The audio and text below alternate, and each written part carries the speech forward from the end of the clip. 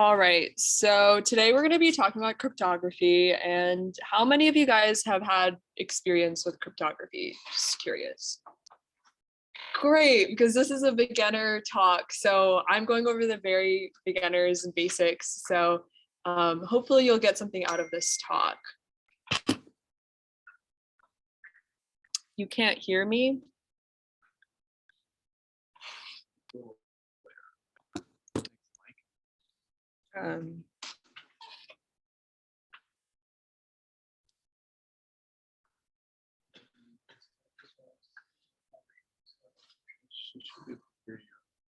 Oh, maybe it's something on your end. Okay, cool.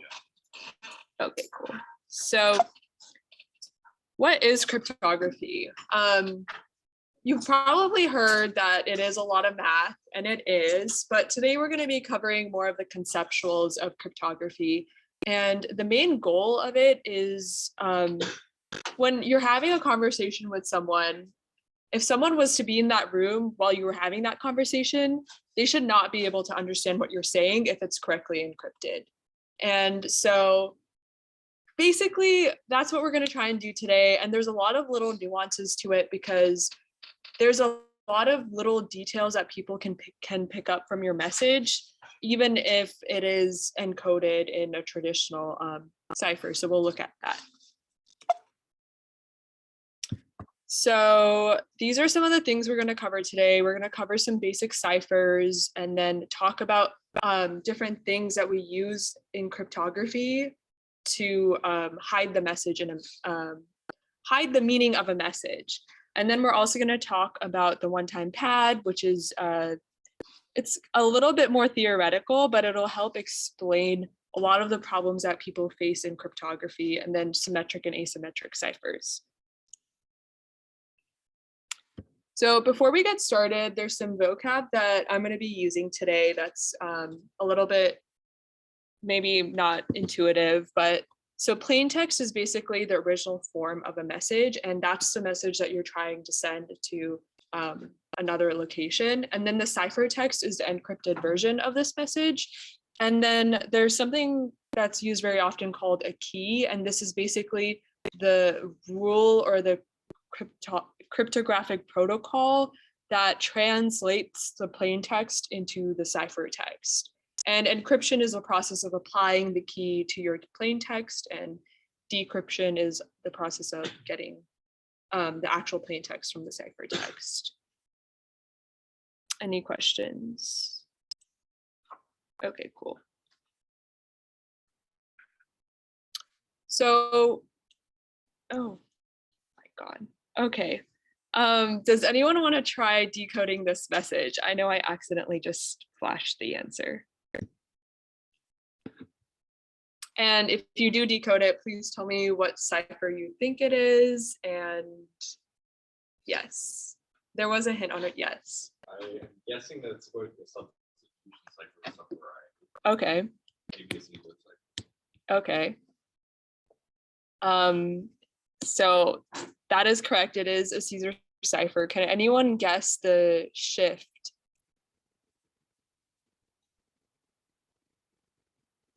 Plus 16. Not quite. Any other guesses? It is a little tedious. Yes, the answer was 7. So yeah, if I was to solve this, I would just plug this into a there's a lot of online tools, and if you're in CTFs, that's like a very common technique. There's a lot of online tools for these cryptographic protocols, and the main thing that you need to just guess is what type of cryptographic protocol it is. And we'll cover Caesar cipher shortly, but I just kind of wanted to use this example to show that it's mostly just knowing what to use when in a lot of the CTF problems, and hopefully this talk will give you an idea of what type of protocols there are. So yes, the message was correct, you guessed the cipher, and I used a Caesar cipher for this with the shift of 7. So what do I mean by shift of 7? Before we covered that, let's first cover what a Caesar cipher is. So it's a very simple technique that's not really used in everyday technology because it can be broken so easily.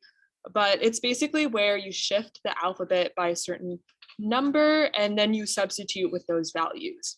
So here you can see in this picture, there's a shift of 3. So A becomes D and so on and so forth, and then you substitute accordingly. And if both parties know that you are shifting by 3 values, then you can translate the plain text into the ciphertext and the ciphertext into the plain text. And so in the example I used a shift of 7. So A was actually H, and I used that. Any questions? Okay, cool. So I said that the Caesar cipher is a weak encryption, and at first glance it may seem, hey, this is pretty strong, right? Like it's really easy to encrypt messages and decrypt them, and both parties just need to know what the translation is. But one thing that you can gain by looking at a Caesar cipher is you can just use common stats knowledge and know that E is the most common letter in the English alphabet. And you can use that to kind of analyze the ciphertext and see which letters occurring more frequently and assume that's E. And if you do that, you can end up breaking the Caesar cipher and figuring out what the shift is. Another alternative is also just brute forcing it. There's only 27 characters and 27 shifts. So you could also brute force and determine it in a relatively decent time, as long as the message is pretty short. So there are 2 main elements when you're thinking about cryptography that all these protocols use to mix up the message when you're making the ciphertext.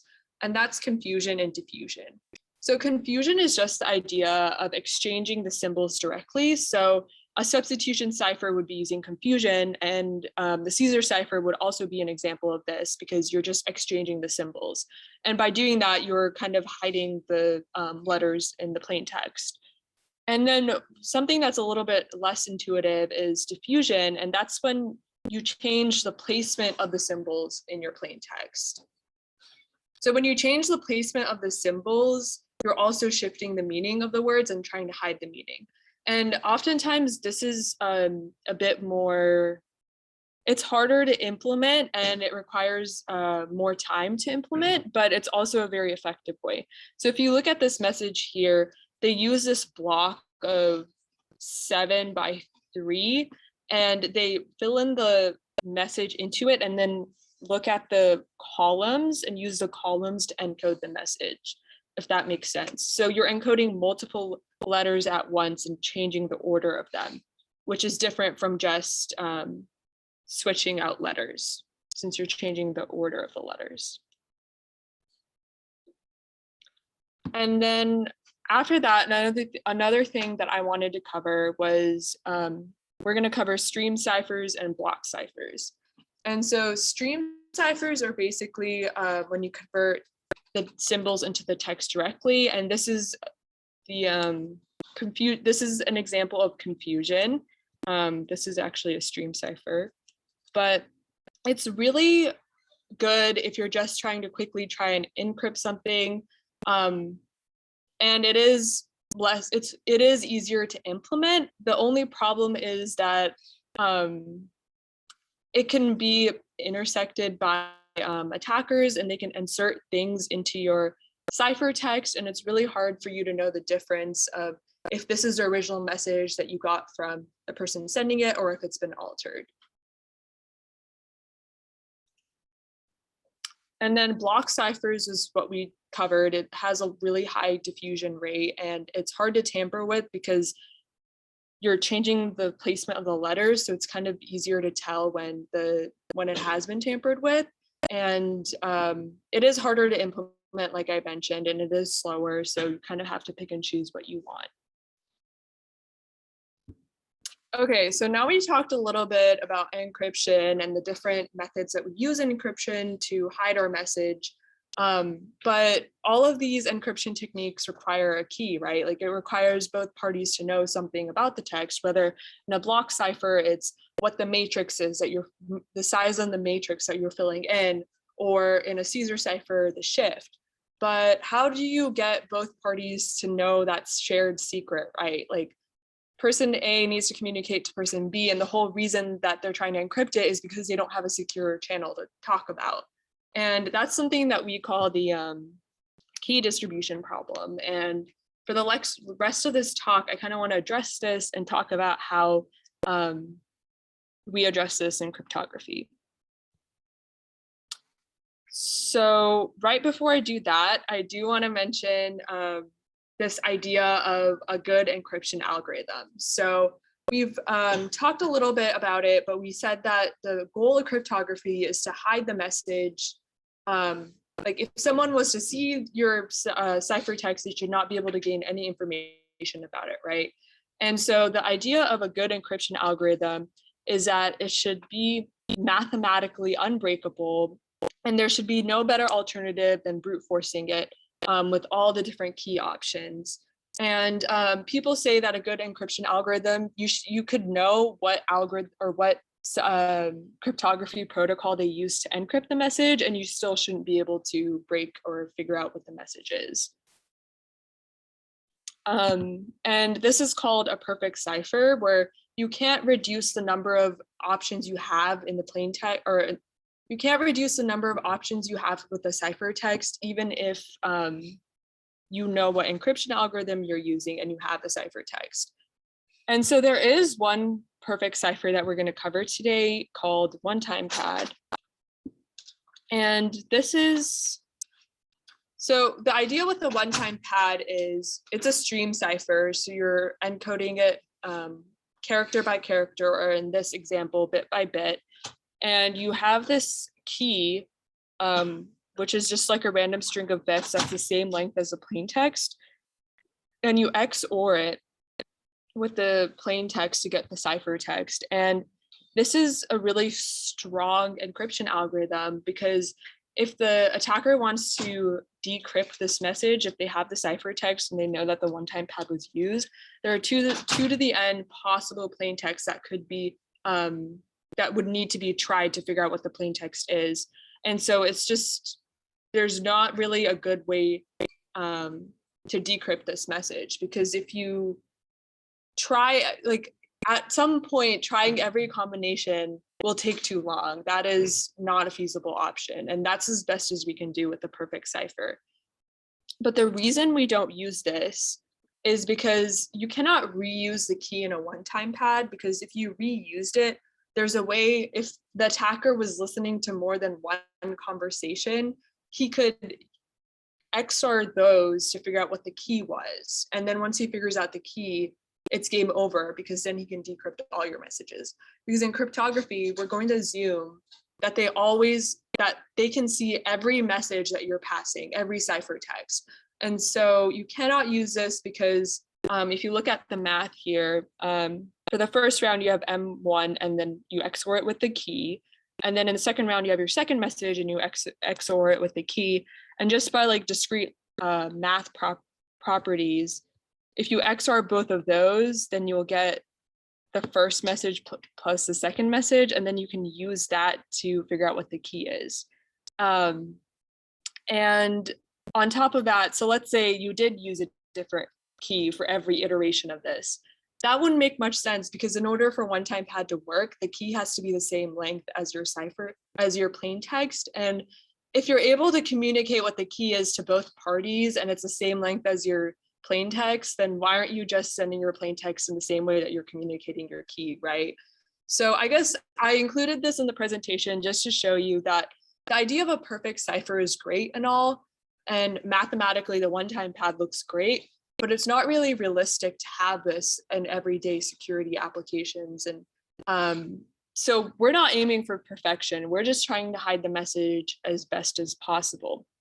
And so the two kind of main ways to do that is something that we call symmetric encryption and asymmetric encryption. And I'm going to talk about symmetric encryption first. So in a symmetric encryption or symmetric cipher, the same key is used to encrypt and decrypt the message. So the classic example is Alice is trying to send a message to Bob, And so she has key A and Bob has key A. And so Alice encrypts her message with key A, sends it over to Bob, and Bob is able to decrypt it with key A. And this still has the key distribution problem, but we're going to solve that with asymmetric encryption. The perks of symmetric encryption is that it's really fast, and it's a very simple algorithm, so it can run very quickly. But again, it does have the key distribution problem that we've been talking about. So then asymmetric encryption, this is a little difficult to wrap your head around. So let me know if you have any questions. But it's basically where you use a different key to encrypt your message and a different key to decrypt it. So the concept is each person has, or let's say Bob wants people to send him messages, but he doesn't want other people to know what the message is.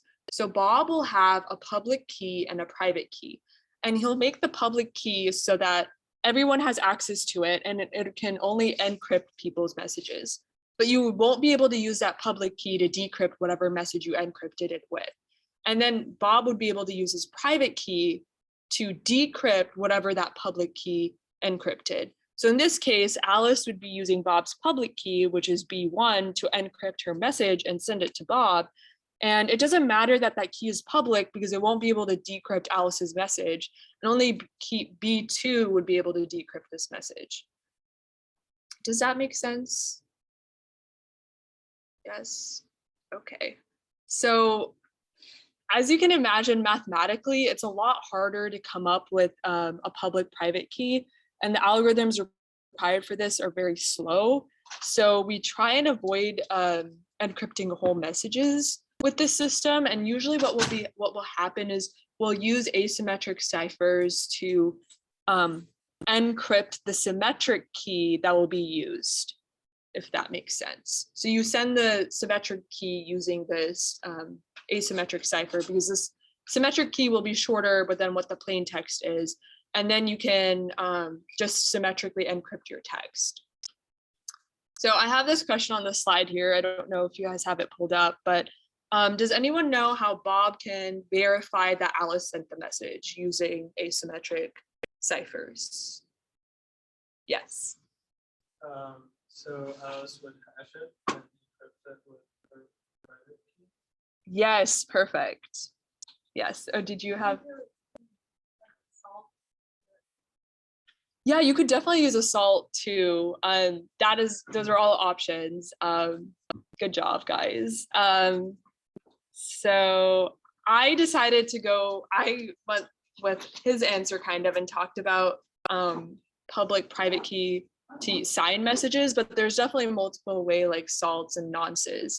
But here, basically, I use this to show that asymmetric ciphers can also be used to kind of sign your message, because if you are the only one with your private key and people can use your public key to either decrypt or encrypt, depending on what your private key does, in this case, Alice could encrypt her message with her private key. And so that's kind of signing her message, right? Because she's encrypting it and then the public key can decrypt it, but she's the only one that's able to encrypt her message. And so that's used to sign her message. And then she encrypts that with Bob's public key. And then Bob is able to decrypt his message with his private key, making sure that the channel is secure. And then he uses Alice's public key to fully decrypt the message. And therefore he knows that it's Alice, because Alice was the only one that was able to encrypt her message. Okay. And so, like I mentioned, asymmetric ciphers have this concept of public key and private key. And depending on how you're using this asymmetric cipher, you might want to make the public key the encryption, or you might want to make it the decryption, and then the private key would be whatever the public key is in. And it solves a key distribution problem, and that's one of the main applications of it. But it is extremely expensive to generate these keys, and there is no polynomial time algorithm to factor prime numbers, making it, again, expensive. And so I just kind of put this side by side here, but there's a lot of symmetric algorithms that are still in use today, even though asymmetric does sound like it's the more secure of the two when you first hear about it. But like I said, a lot of people use asymmetric encryption to pass or exchange the key between two parties. And so I don't know if you guys know what TLS is, but when you see HTTPS in your browser and you see that little lock, that's saying that it's a secure connection between your computer and the browser, whatever you're accessing. And so it's the S in that HTTP is saying that it's using the TLS cryptographic protocol to secure the communications between the parties. And that is actually a symmetric algorithm. And then if you've heard of RSA or Diffie-Hellman, those are both asymmetric algorithms.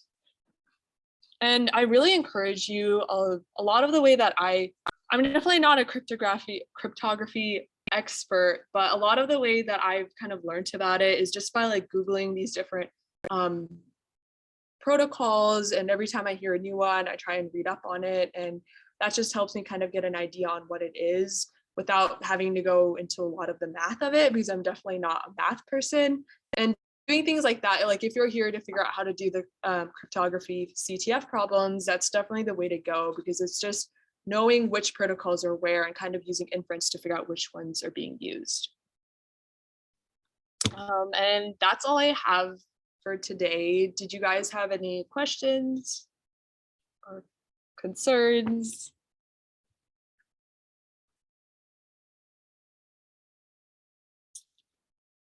Well, can you explain confusion and diffusion again? Yes, of course. So I don't know if I definitely need to tweak the flow of this presentation a bit, but in the beginning, I just kind of wanted to go over a lot of the main concepts that are used in these protocol methods, and then symmetric and asymmetric are kind of the two main categories of these methods. But basically, confusion is the idea of exchanging symbols. So the Caesar cipher that we saw first is an example of confusion, because it's creating, or it's hiding the message by just exchanging the symbols, whereas diffusion is hiding the message by changing the placement of the symbols.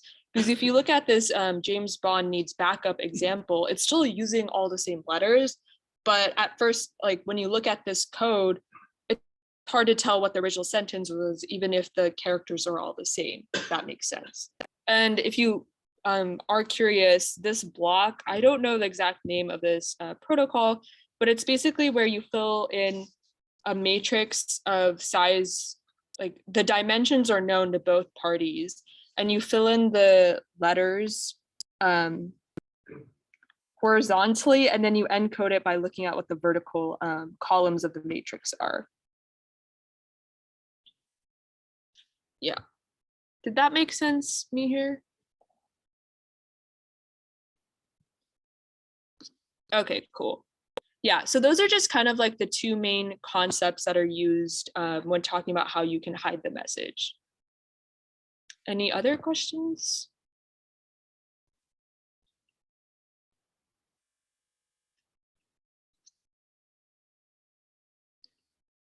All right, in that case, I guess I will stop the recording.